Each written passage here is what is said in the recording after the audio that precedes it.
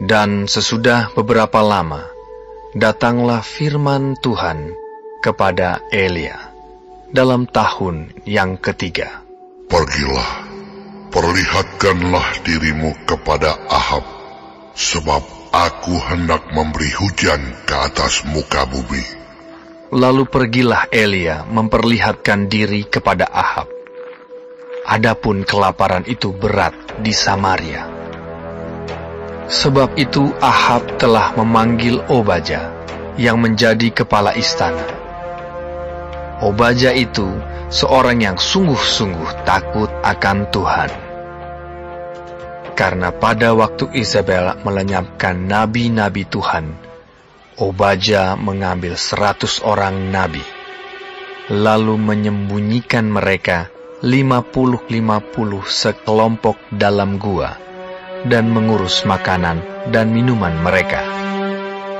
Ahab berkata kepada Obadya, "Jelajahilah negeri ini, dan pergilah ke segala mata air dan ke semua sungai. Barangkali kita menemukan rumput, sehingga kita dapat menyelamatkan kuda dan bagal, dan tidak usah kita memotong seekor pun dari hewan itu." Lalu mereka membagi-bagi tanah itu untuk menjelajahinya. Ahab pergi seorang diri ke arah yang satu, dan Obadya pergi ke arah yang lain.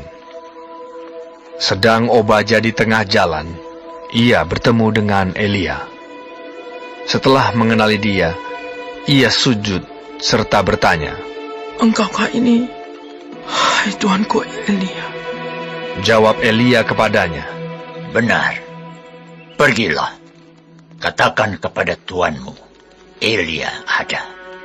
Tetapi jawab Obadya, "Apakah dosa yang telah kuperbuat? Maka engkau hendak menyerahkan hambamu ini kepada Ahab, supaya aku dibunuhnya. Demi Tuhan Allahmu yang hidup, sesungguhnya tidak ada bangsa atau kerajaan yang tidak didatangi suruhan tuanku Ahab untuk mencari engkau. Dan apabila orang berkata, ia tidak ada, maka ia menyuruh kerajaan atau bangsa itu bersumpah bahwa engkau tidak ditemukan di sana. Dan sekarang engkau berkata, pergilah, katakan kepada tuanmu, Elia ada. Mungkin terjadi apabila aku sudah pergi daripadamu, roh Tuhan mengangkat engkau ke tempat yang tidak kuketahui.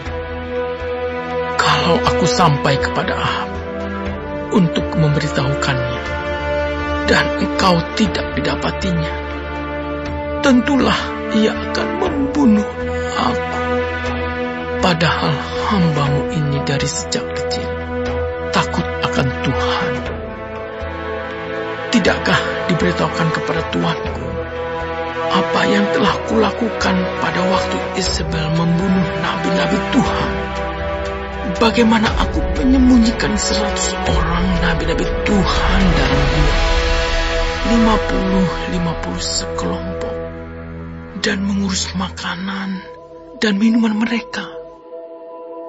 Dan sekarang, mengapa engkau ini berkata, pergilah, katakan kepada Tuhan, Elia ada. Ia pasti akan membunuh aku. Jawab Elia, demi Tuhan semesta alam yang hidup, yang kulayani, sesungguhnya hari ini juga aku akan memperlihatkan diri kepadanya. Lalu pergilah Obadya menemui Ahab dan memberitahukan hal itu kepadanya. Kemudian Ahab pergi menemui Elia. Segera sesudah Ahab melihat Elia, ia berkata kepadanya, "Engkaukah itu yang mencelakakan Israel?" Jawab Elia kepadanya, "Bukan aku yang mencelakakan Israel, melainkan engkau ini dan kaum keluargamu, sebab kamu telah meninggalkan perintah-perintah Tuhan, dan engkau ini telah mengikuti para Baal. Sebab itu, suruhlah mengumpulkan seluruh Israel ke Gunung Karmel. juga nabi-nabi Baal yang 450 orang itu, dan nabi-nabi Asyera yang 400 itu, yang mendapat makan dari meja istana Izebel. Ahab mengirim orang ke seluruh Israel dan mengumpulkan nabi-nabi itu ke Gunung Karmel. Lalu Elia mendekati seluruh rakyat itu dan berkata, "Berapa lama lagi kamu berlaku timpang dan bercabang hati? Kalau Tuhan itu Allah, ikutilah Dia. Dan kalau Baal, ikutilah Dia." Tetapi rakyat itu tidak menjawabnya sepatah kata pun. Lalu Elia berkata kepada rakyat itu, "Hanya aku seorang diri yang tinggal sebagai nabi Tuhan. Padahal nabi-nabi Baal itu ada 450 orang banyaknya. Namun, baiklah diberikan kepada kami 2 ekor lembu jantan. Biarlah mereka memilih seekor lembu, memotong-motongnya, menaruhnya ke atas kayu api. Tetapi mereka tidak boleh menaruh api. Aku pun akan mengolah lembu yang seekor lagi, meletakkannya ke atas kayu api, dan juga tidak akan menaruh api. Kemudian, biarlah kamu memanggil nama Allahmu, dan aku pun akan memanggil nama Tuhan. Maka Allah yang menjawab dengan api, Dialah Allah." Seluruh rakyat menyahut. Katanya, Baiklah demikian. Ya, baiklah demikian. kemudian Elia berkata kepada nabi-nabi Baal itu, "Pilihlah seekor lembu, dan olahlah itu dahulu, karena kamu ini banyak. Sesudah itu panggillah nama Allahmu, tetapi kamu tidak boleh menaruh api." Mereka mengambil lembu yang diberikan kepada mereka, mengolahnya, dan memanggil nama Baal dari pagi sampai tengah hari. Katanya, Ya Baal, jawablah kami. tetapi tidak ada suara, tidak ada yang menjawab. Sementara itu, mereka berjingkat-jingkat di sekeliling mesbah yang dibuat mereka itu. Pada waktu tengah hari, Elia mulai mengejek mereka. Katanya, Panggillah lebih keras.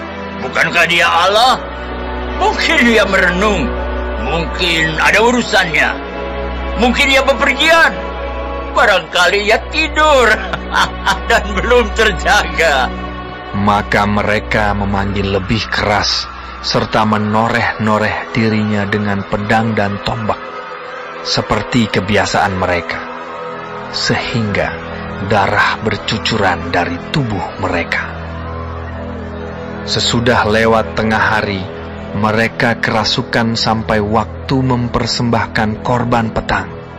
Tetapi tidak ada suara, tidak ada yang menjawab, tidak ada tanda perhatian. Kata Elia kepada seluruh rakyat itu, "Datanglah dekat kepadaku." Maka mendekatlah seluruh rakyat itu kepadanya. Lalu ia memperbaiki mesbah Tuhan yang telah diruntuhkan itu. Kemudian Elia mengambil 12 batu, menurut jumlah suku keturunan Yakub. Kepada Yakub ini telah datang firman Tuhan. "Engkau akan bernama Israel." Ia mendirikan batu-batu itu menjadi mesbah demi nama Tuhan, dan membuat suatu parit sekeliling mesbah itu yang dapat memuat 2 sukat benih. Ia menyusun kayu api, memotong lembu itu, dan menaruh potongan-potongannya di atas kayu api itu. Sesudah itu, ia berkata, "Penuhilah 4 buyung dengan air, dan tuangkan ke atas korban bakaran dan ke atas kayu api itu." Kemudian katanya, "Buatlah begitu untuk kedua kalinya." dan mereka berbuat begitu untuk kedua kalinya. Kemudian katanya, "Buatlah begitu untuk ketiga kalinya." dan mereka berbuat begitu untuk ketiga kalinya, sehingga air mengalir sekeliling mesbah itu. bahkan parit itu pun penuh dengan air. Kemudian pada waktu mempersembahkan korban petang, tampillah Nabi Elia dan berkata, "Ya Tuhan Allah Abraham, Ishak dan Israel, pada hari ini biarlah diketahui orang bahwa Engkaulah Allah di tengah-tengah Israel, dan bahwa aku ini hamba-Mu, dan bahwa atas firman-Mu lah aku melakukan segala perkara ini. Jawablah aku, ya Tuhan, jawablah aku, supaya bangsa ini mengetahui bahwa Engkaulah Allah, ya Tuhan, dan Engkaulah yang membuat hati mereka tobat kembali." Lalu turunlah api Tuhan menyambar habis korban bakaran, kayu api, batu, dan tanah itu, bahkan air yang dalam parit itu habis dijilatnya. Ketika seluruh rakyat melihat kejadian itu, sujudlah mereka serta berkata, Tuhan, Dialah Allah. Tuhan, Dialah Allah. Kata Elia kepada mereka, "Tangkaplah nabi-nabi Baal itu. Seorang pun dari mereka tidak boleh luput." Setelah ditangkap, Elia membawa mereka ke sungai Kison dan menyembelih mereka di sana. Kemudian berkatalah Elia kepada Ahab, "Pergilah, makanlah dan minumlah, sebab bunyi derau hujan sudah kedengaran." Lalu Ahab pergi untuk makan dan minum. Tetapi Elia naik ke puncak gunung Karmel. Lalu ia membungkuk ke tanah dengan mukanya di antara kedua lututnya. Setelah itu, ia berkata kepada bujangnya, "Naiklah ke atas, lihatlah ke arah laut." Bujang itu naik ke atas. Ia melihat dan berkata, Tidak ada apa-apa.